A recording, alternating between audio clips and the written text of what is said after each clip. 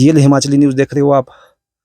ममलीग में जो इंसिडेंट हुआ है, हादसा हुआ है, बहुत ही दर्दनाक दुर्घटना हुई है। यहाँ पे 7 लोगों की जानें गई है, जिसमें 4 बच्चे और 3 बड़े। परिजनों से मिलते हैं।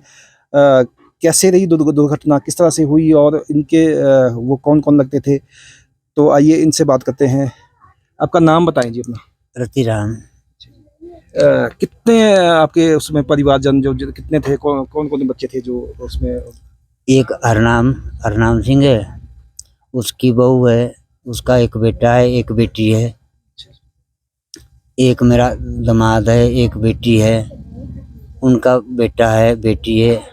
जो उनमें से एक बेटी बची हुई है, जो मेरी अपनी बेटी है। जो उनकी बेटी थी वो खत्म हो गई है, बेटा भी खत्म हो चुका है।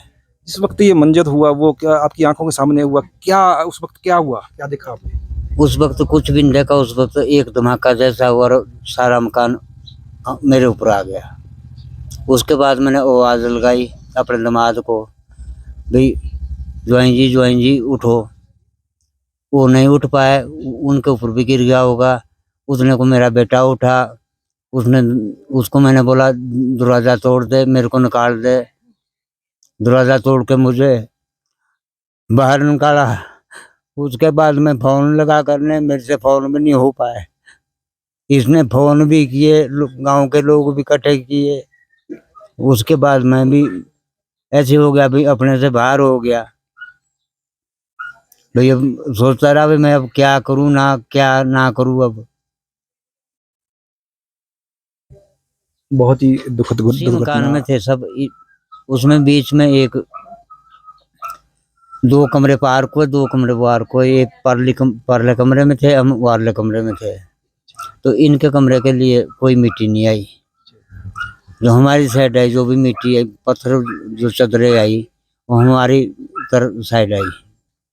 बहुत ही दुखदायक ये घटना ये है। उस परिवार की माताजी जिन्होंने अपने 7 परिवार के बच्चों को खोया। माताजी क्या क्या कहेंगे? क्या कितना दुख है? मैं बहुत नहीं बोल दुख, सकती कुछ भी नहीं। बहुत मेरे दुख की घड़ी बच्चे है से ही बात आपके। कर लो आप। मैं कुछ भी नहीं बोल सकती इस टाइम। मेरे ऊपर जो ग्रहण घटी है ना, वो मैं जानती हूँ। मेरे पेट में जो आग लगी हुई है, मैं कुछ भी नहीं बोल सकती इस टाइम। अब मेरे बहुत बच्चे से ही बात कर लो बहुत दुख आप। की घड़ी है, बहुत दुख की घड़ी है। भाई खोया, इतने बहन के बच्चों को और भाई के बच्चों को। और क्या कहेंगे आप? क्या क्या कैसे हो गया उस दिन? किस तरह से हादसा हुआ? क्या हम रात के समय मतलब खाना खुना खा के सोए हुए थे, तो रात को अचानक एक आवाज़ आई। तो जब आँख खुली तो उतने को आवाज़ आ गई कि मेरे को बचाओ। तो जैसे ही अंधेरा, लाइट भी नहीं थी, लाइट भी कट चुकी थी, ऊपर से बारिश थी बहुत तेज़। तो फिर कमरे को गए पार, फिर कमरा खुला नहीं, फिर दरवाजे वगैरह तोड़े। उसके बाद अंदर गए तो मिट्टी बहुत आ गई थी अंदर। मिट्टी आने के बाद फिर पापा को निकाला मैंने। फिर उसके बाद मैं परे सिस्टर के रूम के गया।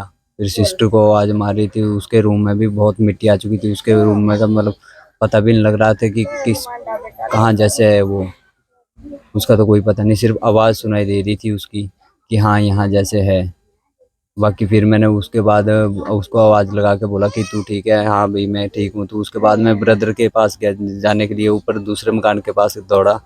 वहाँ पे मैंने रात के समय देखा, वरे परे टॉर्च के साथ जितना दिखाई दिया, वहाँ पे कुछ नहीं दिखाई दिया मेरे को। कितने बजे का ये हुआ ये हादसा? 2:30-3 बजे के आसपास हुआ सर। मतलब रात को ही हुआ? रात को हो गया था 2:30-3 बजे के आसपास। मेरा नाम राम भजन है जी। उस दिन और कैसे क्या हादसा हुआ, किस तरह से? उस दिन हम सोए हुए थे और रात को 3 बजे के करीब इनका फ़ोन आया परे से कि हमारे घर के ऊपर स्लाइड आ चुका है और आ जाओ भाई, बचाओ हमारे को।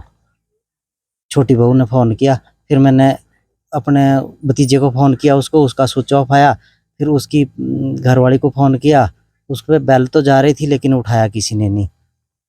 मैं आंगन में आया, उतने में बाहर फिर पता चला कि परे वो रो रहे हैं और मैं वैसे ही भाग गया यहाँ से।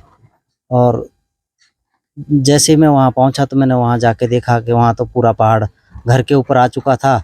आदमी का कोई पता नहीं था कौन कहाँ पर है, किसी को हम ढूंढ भी नहीं पाए। एक लड़की आवाज़ दे रही थी पत्थर के बीच से, उसको हमने बड़ी मशक्क़त के साथ खोदा। तकरीबन 2.5-3 घंटे उसको निकालने में भी लगे हमारे।